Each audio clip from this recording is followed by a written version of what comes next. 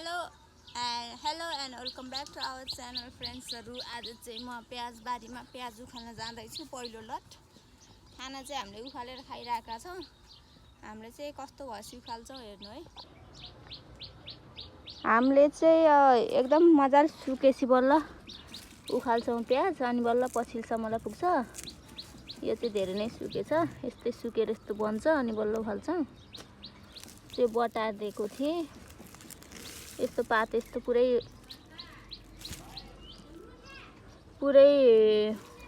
अझै बढी सुकेपछि नि उखाल्छौँ। यो प्याज चाहिँ पात पुरै सुक्छ अनि उखालेपछि पछि लामो समयलाई टिक्छ। मैले चाहिँ अस्ति बटारेर राखिदिएको थिएँ, त्यो उखाल्ने मिल्ने जस्तो बनाएर। अनि यो डाँठ सुकेपछि उखाल्दैछु, त्यहीँबाट मेन डाँठबाट हो नि प्याज कुहिने, अनि कुहिँदैन। यस्तो यत्रो फलेको छ, यस्तै घुमाएर बटार्दै थिएँ। यस्तो भएपछि यहाँ टुप्पामा मजाले कसेर बस्छ, अनि प्याज कुहिन पाउँदैन, एकैचोटि उखाल्दैनौँ हामीले चाहिँ।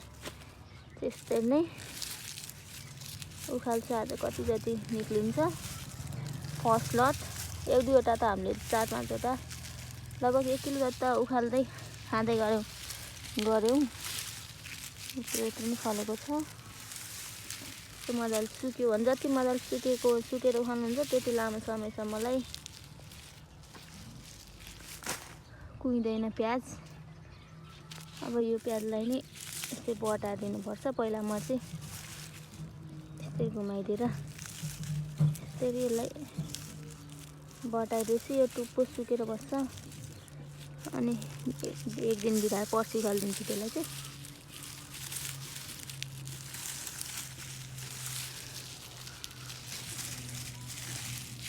यति पहिला यसरी घुमाएर राखेको थिएँ कि कति जति उखाल्छु आज। अनि यसलाई घाममा सुकाएर बल्ल राख्छौँ हामीले, डाइरेक्ट भित्र राख्दैन। सुकाउने अनि केलाएर सफा गराएर राखिदिन्छ। एक घाम जति मजाले सुकाउनु पर्छ कि प्याजलाई चाहिँ। खोज्दैछु म कहाँ छ डन्ठी सुकेको, चाम्टी परेको भनेर।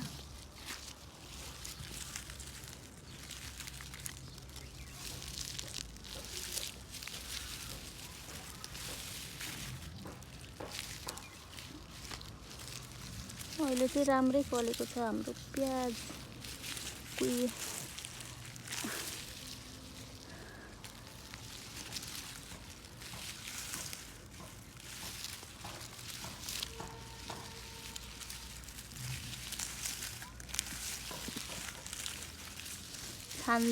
छान्दै उखाल्दै त्यो जो भतङ नउखाल्नु है, मलाई सुकेको टुप्पो सुकेको उठाउनुपर्छ।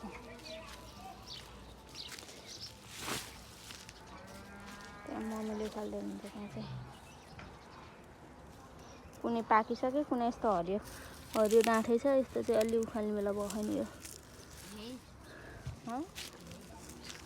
भएन उखाल्दै थियो।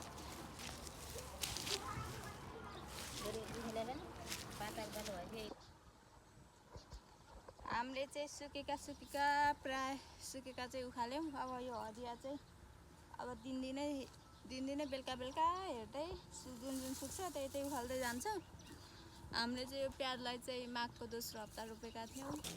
आलु खनेर एकैचोटि रोपेको प्याज नि, कुनै चाहिँ ठुला,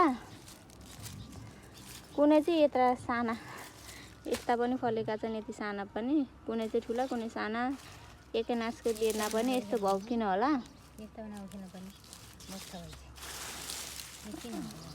त्यो मैले तपाईँले उखालेको होला नि त। मैले त उखाले हरियो थिएँ यहाँ। अनि हामीले चाहिँ जरा मरिसकेको छ, धेरै राख्दाखेरि घामले कुहिन्छ। यस्तो टुप्पो सुकेपछि उखालिदिन्छौँ। यस्तो मजाले सुकेपछि अब यसलाई 1-2 दिन घाममा सुकाएर अनि मजाले सफाएर अनि केलाएर राख्नुपर्छ।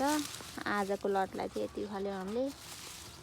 कुनै चाहिँ कस्तो मजाको ठुल्ठुलो फलेको छ, यत्रो ठुल्ठुलो फलेर। कुनै चाहिँ दाल झानी यत्र सानो फलेका छन्।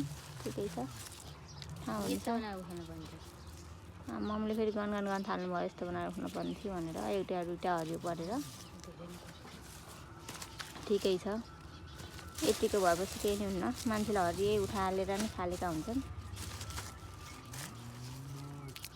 तपाईँहरूले चाहिँ कस्तो भएर खानुहुन्छ यस्तो मजाले सुकेपछि यो टुप्पाबाट हो नि कुहिने प्याज अनि कुहिन पाउँदैन के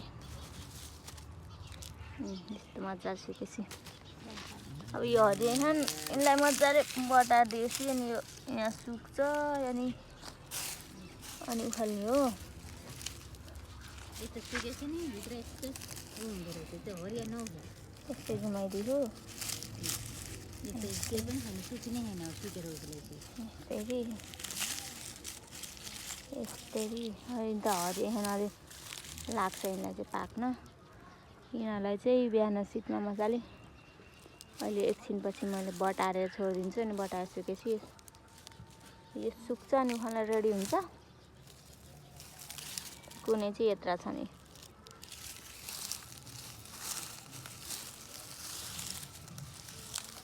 त्यही हो हामीले चाहिँ अब यसलाई उतल राख्छौँ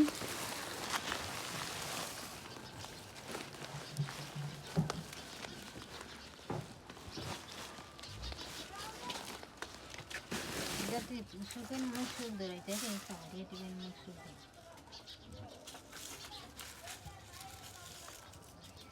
मुख सबै च्याप्पै भित्र नपर्ने यो सबै मैले मात्र उखालेको छैन नि तपाईँले नि खाले खाने हरियो पात हो नि एउटा यतिको त उखाल्नु पर्यो नि धार खाल्दा एउटा आएर यतिको त उखाल्नु पर्यो नि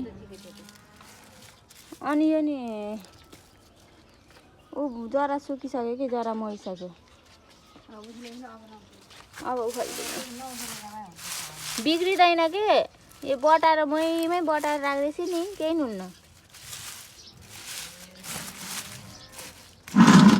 अलिअलि आफै उखालिएको थियो होला त्यहाँ त्यही भएर मैले निकालेँ होला त्यहाँ यो हरियो त मैले उखालेको होइन है